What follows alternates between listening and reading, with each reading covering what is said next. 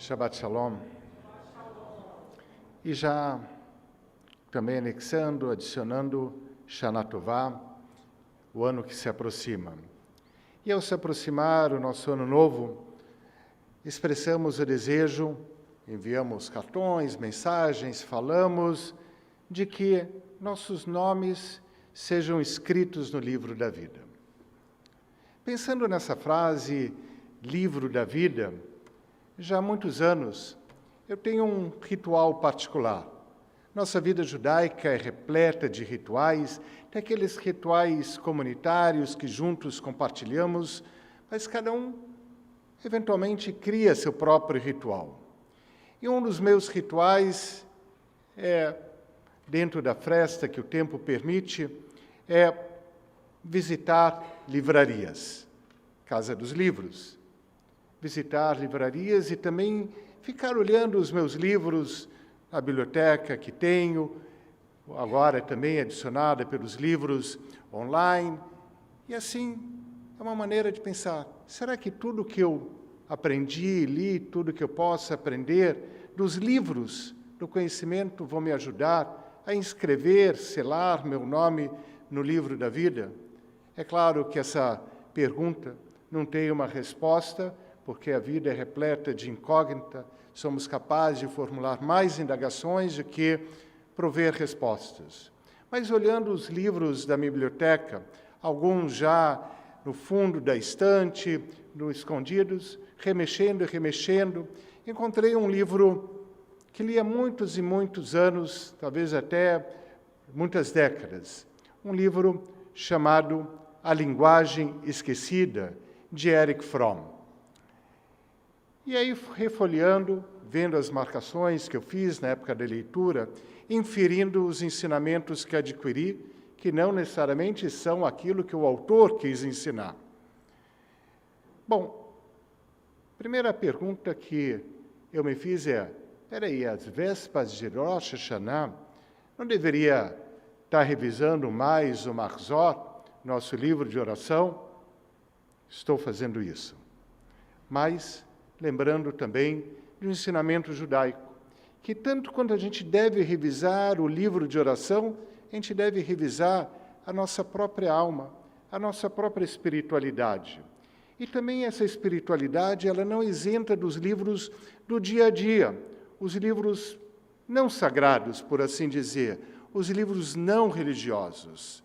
É bom, de alguma maneira, esse encontro entre o sagrado religioso e o comum secular, porque a vida judaica, a vida religiosa judaica, abraça o cotidiano, abraça o mundano. Aliás, se não houvesse esse abraço do cotidiano na nossa vida espiritual, essa espiritualidade estaria carente, estaria capenga.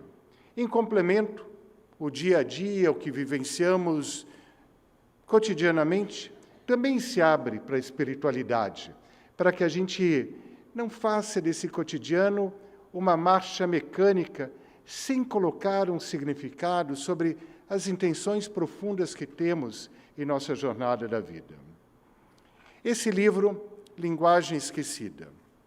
Linguagem não é idioma, não é inglês, francês, espanhol, hebraico, ídis, ladino, alemão, o que quer que seja. É linguagem. Linguagem no sentido do que sonhamos, do que brota dentro da nossa alma, da maneira como falamos, do modo como nos exprimimos, o que brota do nosso pensamento, o que emerge de nossas emoções. E qual a linguagem esquecida? Frequentemente, somos capazes de nos comunicar, somos até muitas vezes fluentes ou treinamos idiomas, aperfeiçoamos a maneira como devemos falar, mas esquecemos da linguagem. Esquecemos a linguagem que brota da nossa alma, que brota da nossa emoção, que brota de nossos anseios. E esquecemos dessa linguagem e tentamos muitas vezes controlar o outro. O que é controlar o outro? Não estabelecemos um diálogo numa linguagem que trilha um caminho de compartilhar. Queremos que tudo seja conforme o nosso desejo. Claro, eu quero que seja conforme o desejo a minha vida, mas tenho eu direito de querer que o que eu quero seja também o trilhar do outro? Tenho eu o desejo de que todos venham concordar comigo, mas será que esse desejo é justo, é correto? Tenho a minha maneira, cada um tem a sua. Será que, na minha linguagem esquecida, não está esquecido também que o outro tem a sua própria maneira de se expressar, valorizando a riqueza humana?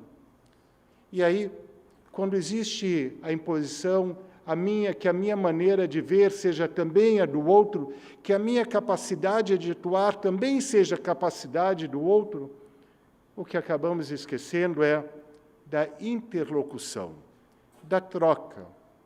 Mas essa incapacidade de trocar com o outro começa com a própria incapacidade de se trocar internamente. Porque mais do que lidar com o nosso desejo, nossas ansiedades, frustrações, sonhos e vontades, mais do que nos capacitarmos, às vezes lutamos para que o outro seja aquilo que eu quero que ele ou ela seja, sem pensar, será que ele quer isso? Será que ele ou ela pode isso? A linguagem que esquecemos nesse sentido é a linguagem do nosso próprio senso de humanidade.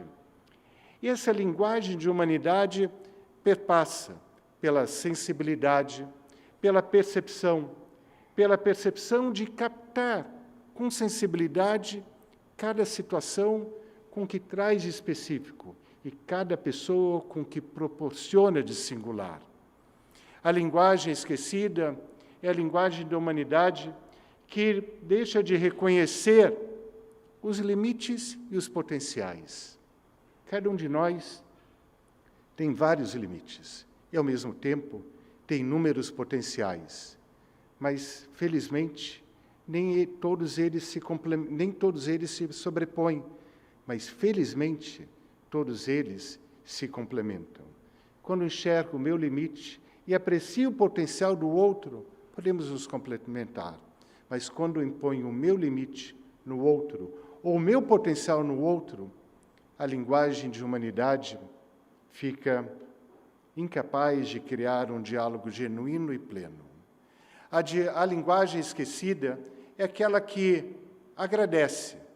Agradece não é a gente dizer que está tudo maravilhoso, 100%, porque isso seria até dar margem à ilusão, né? A um fanismo, talvez. Agradecer é apreciar o que de bom acontece para nos fortalecermos e lidarmos com o que é insatisfatório.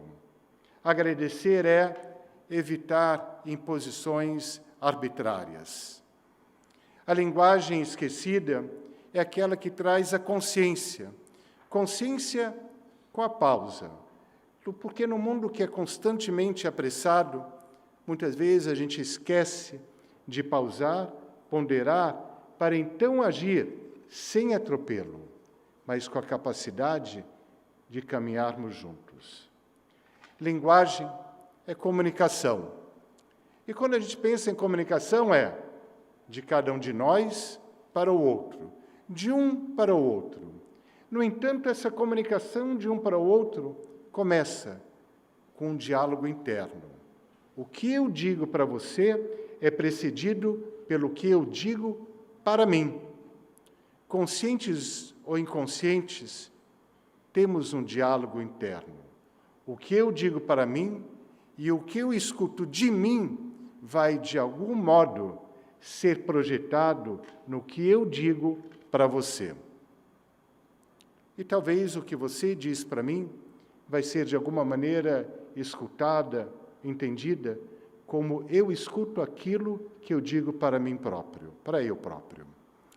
Ainda que em bastante desuso, gradativo desuso, é possível ter a imagem do envelope na comunicação, do envelope que permite que algo seja mandado, de um remetente para um destinatário. A palavra em hebraico, em envelope, é ma'atafá. E essa mesma palavra assume uma forma verbal, lehitatef. E lehitatef é o verbo usado na recitação do talit. Quando colocamos o talit, recitamos na brahá esse verbo, que numa tradução simbólica significa nos envelopar. Então, quando colocamos o talit, estamos nos envelopando, estamos estabelecendo uma conversa interna para que sejamos capazes de conversar conosco próprios. Estabelecemos um diálogo interno a fim de fortalecer as conversas que estabelecemos uns com os outros. Que a consciência deste diálogo interno nos ajude a dar consistência, às conversas de cada um para com o outro. Estamos chegando em Rosh Hashanah. Vamos nos saudar. Vamos desejar que os nomes sejam escritos no livro da vida. Que sejamos capazes, inicialmente, de conversarmos com plenitude, buscando nos conhecer melhor conosco próprios. Shabbat Shalom.